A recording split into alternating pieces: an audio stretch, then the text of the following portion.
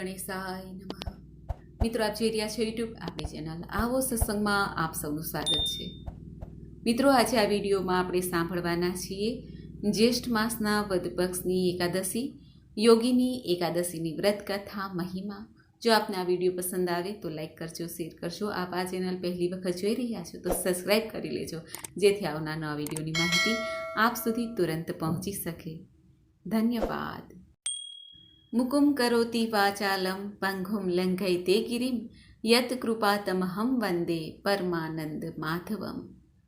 બોલો ભગવાન શ્રી લક્ષ્મીપતિ નારાયણની છે.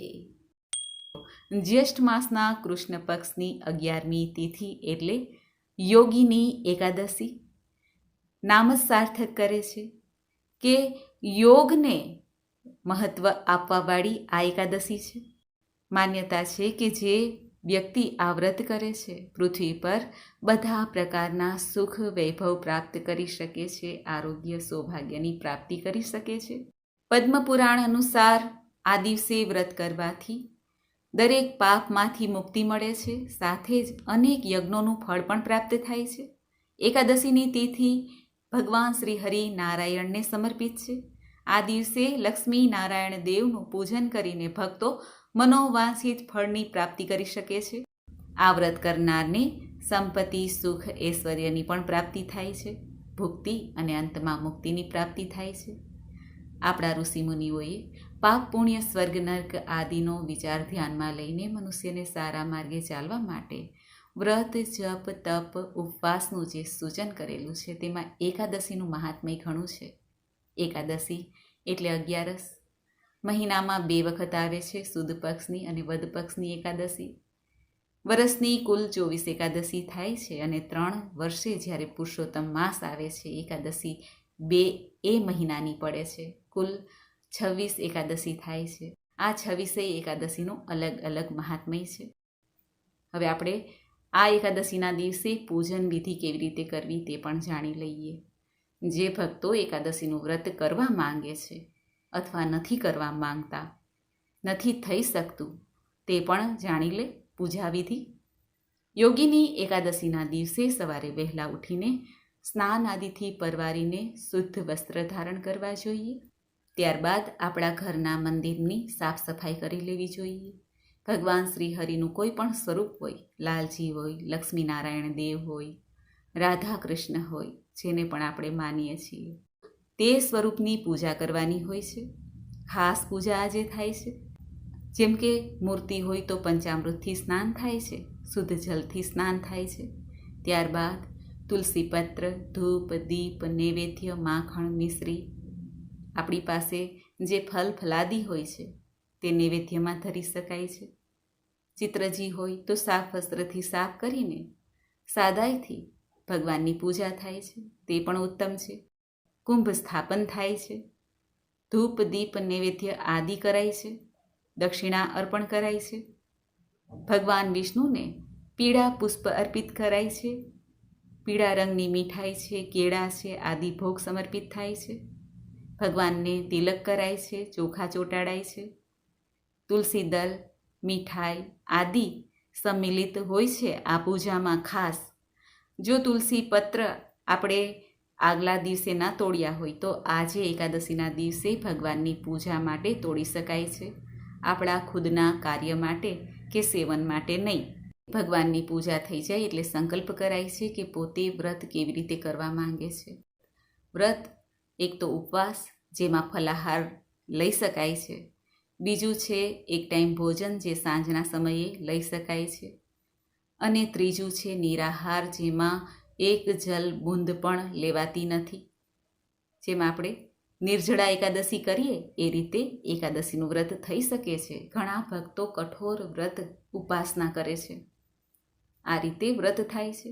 આપણા શરીરને ધ્યાનમાં લઈને વ્રતનો સંકલ્પ કરવો જોઈએ. શરીર સાથ આપતું હોય તો ઉપવાસ કરવો. ઉપવાસમાં ફલ ફલાદી, ચા, દૂધ, કોફી લઈ શકાય છે આખો દિવસ. અને એક ટાઈમ જે ભક્તો ભોજન લે છે તેઓ સાંજના સમયે લે, પરંતુ સાત્વિક ભોજન લે, જેમાં રાંધેલો ભાત છે, લસણ, ડુંગળી આદિનું સેવન ના કરાય તો ઉત્તમ છે.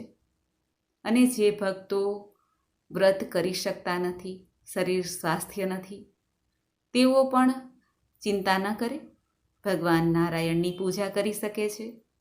પૂજા ન થાય તો મંદિરે જઈને દર્શન કરવા, એ પણ ન થાય તો જ્યાં બેઠા છે ત્યાં ને ત્યાં પ્રભુનું મનમાં સ્મરણ કરી લેવું જોઈએ. મંત્ર જાપ જે યોગ્ય હોય તે કરવા. અથવા એ પણ ન થાય તો મનને નિર્મળ રાખવું, કોઈની નિંદા કુથલી ના કરવી. આપણા મનમાં, હૃદયમાં જે પ્રભુ બિરાજમાન છે તેને યાદ કરતા રહેવું અને આપણે આપણા કર્મ જે ફરજ છે તે બજાવતા રહેવું. જો કોઈના હૃદયને ઠેસ ન પહોંચાડીએ અને છતાં પણ આપણે સાંસારિક કાર્ય કરતા રહીએ તો પણ પ્રભુ પ્રસન્ન જ છે. કારણ કે સંસારી લોકો માટે તો આ બહુ તપસ્યાના નિયમ કહેવામાં નથી આવ્યા. કરેલા કર્મ તો દરેક મનુષ્યએ ભોગવવા જ પડે છે, એમાં છૂટકો નથી. પરંતુ ભાલાનો ઘા સોયની અણીએ મટે એટલું પ્રભુ કૃપા કરે છે. એટલા માટે જ વ્રત, જપ, તપ, ઉપવાસ, દાન, પુણ્યનું વિધાન આપણા ઋષિમુનિઓએ કહેલું છે. જે પણ આપણને પ્રભુએ શક્તિ આપી હોય એ પ્રમાણે આપણે પ્રભુની સેવા કરવી જોઈએ. વ્રત એ માત્ર ભૂખ્યા રહેવું નથી, પરંતુ મનથી, તનથી નિર્મળ રહેવું એ જ પરમાત્માને પ્રસન્નતાનું કારણ છે. આ એકાદશીના દિવસે વ્રત કથા અવશ્ય સાંભળવી જોઈએ. વ્રતનું મહાત્મય અવશ્ય સાંભળવું જોઈએ. આ દિવસે પીપળાના વૃક્ષનું પૂજન કરીને, પિતૃદેવતાનું સ્મરણ કરીને જલ અર્પિત કરાય છે. ગીતાજીના પાઠને વાંચીને, સાંભળીને તે ફળને અર્પિત કરવામાં આવે તો પણ પિતૃદેવતાના આશીર્વાદ પ્રાપ્ત થાય છે. આ ઉપરાંત આ એકાદશી એવી છે કે જો કોઈને ઘરમાં સૂતક હોય, જન્મ, મૃત્યુ આદિ, તો પણ એકાદશીનું વ્રત અવશ્ય કરવું જોઈએ. પૂજા ન થાય. બહેનો માસિક ધર્મમાં હોય તો પણ એકાદશીનું વ્રત અવશ્ય કરી શકાય છે. પૂજા ન થાય. જ્યારે ચોખા થઈ જાય ત્યારે દાન પુણ્ય કરી લેવું. ઓમ વિષ્ણવે નમઃ આ મંત્રનો જપ કરીને ભગવાન શ્રી શાલિગ્રામજીની સેવા પૂજા કરવી જોઈએ. તુલસી દલ સમર્પિત કરવા જોઈએ. તુલસીજીની સવાર સાંજ ધૂપ દીપથી પૂજન કરવું જોઈએ. ગાય માતાની સેવા કરવી જોઈએ. જરૂરિયાતમંદને દાન પુણ્ય કરવું જોઈએ. આ રીતે આ એકાદશીનું ફળ પ્રાપ્ત થાય છે. મિત્રો, તો આપણે સાંભળ્યું યોગીની એકાદશીના મુહૂર્ત વિશે, વ્રતવિધિ, મહાત્મય તથા ઉપાય પણ.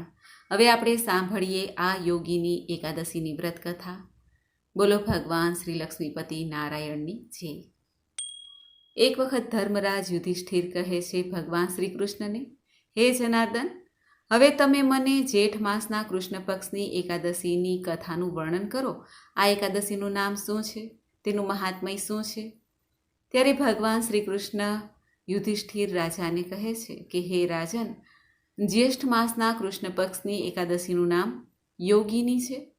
તે વ્રતથી સમસ્ત પાપ નષ્ટ થાય છે. આ વ્રત આ લોકમાં ભોગ અને પરલોકમાં મુક્તિ દેનાર છે.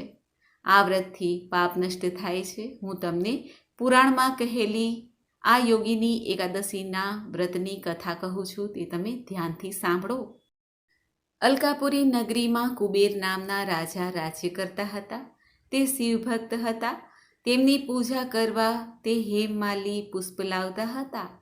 તેને વિશાલાક્ષી નામની સુંદર સ્ત્રી હતી. એક દિવસ તે માનસરોવરમાંથી પુષ્પ લઈને આવ્યા, પરંતુ કામાસક્ત થવાને કારણે પુષ્પોને રાખીને પોતાની સ્ત્રી સાથે રમણ કરવા લાગ્યા અને બપોર સુધી પુષ્પ આપવા ન આવ્યા. જ્યારે રાજા કુબેરે બપોર સુધી તેની રાહ જોઈ. અંતે ક્રોધપૂર્વક તેઓ પોતાના સેવકોને આજ્ઞા કરે છે કે તમે લોકો જઈને હેમમાલીને જુઓ કે હજુ સુધી પુષ્પ લઈને કેમ આવ્યા નથી. જ્યારે યક્ષોએ તેની જાણ કરી લીધી તો તેઓ કુબેરની પાસે આવીને કહેવા લાગ્યા, હે રાજન, હેમમાલી હમણાં સુધી પોતાની સ્ત્રી સાથે રમણ કરી રહ્યા છે. યક્ષોની વાત સાંભળીને કુબેરે હેમમાલીને બોલાવવાની આજ્ઞા આપી. હેમમાલી રાજા કુબેર સમક્ષ ડરથી કાંપતા કાંપતા ઉપસ્થિત થયા.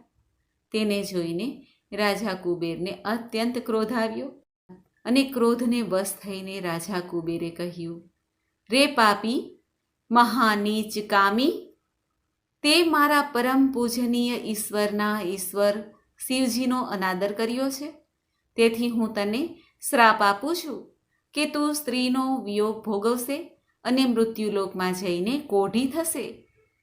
કુબેરજીના શાપથી તે જ ક્ષણે સ્વર્ગમાંથી પૃથ્વી પર હેમમાલી પડ્યા અને કોઢી પણ થઈ ગયા. તેની સ્ત્રી પણ તેનાથી છૂટી પડી ગઈ. મૃત્યુલોકમાં આવીને તેણે મહાદુઃખ ભોગવ્યું, પરંતુ શિવજીની ભક્તિના પ્રભાવથી તેમની બુદ્ધિ મલિન ન થઈ અને પાછળના જન્મની પણ શુદ્ધ રહી. તેથી તે અનેક દુઃખોને ભોગવતા પોતાના પૂર્વજન્મના કુકર્મોનું સ્મરણ કરતા હિમાલય પર્વતની તરફ ચાલ્યા. ત્યાં ચાલતા ચાલતા માર્કંડેય ઋષિના આશ્રમમાં આવ્યા. તે ઋષિ અત્યંત વૃદ્ધ અને તપસ્વી હતા. તે બીજા બ્રહ્માના સમાન લાગતા હતા. તે આશ્રમ બ્રહ્માજીની સભા સમાન શોભતો હતો. હેમમાલી ત્યાં ગયા અને પ્રણામ કરીને ઋષિના ચરણોમાં પડી ગયા. તેમને જોઈને માર્કંડેય ઋષિ કહે છે, તે એવા ક્યાં ખોટા કર્મો કર્યા છે જેનાથી તું કોઢી થઈ ગયો છો અને મહાન દુઃખ ભોગવે છે? ત્યારે હેમમાલી કહે છે, હે મુનીશ્વર, હું રાજા કુબેરનો સેવક છું. હેમમાલી મારું નામ છે. રાજાની પૂજા કરવા નિત્ય પ્રતિ પુષ્પ લાવતો હતો.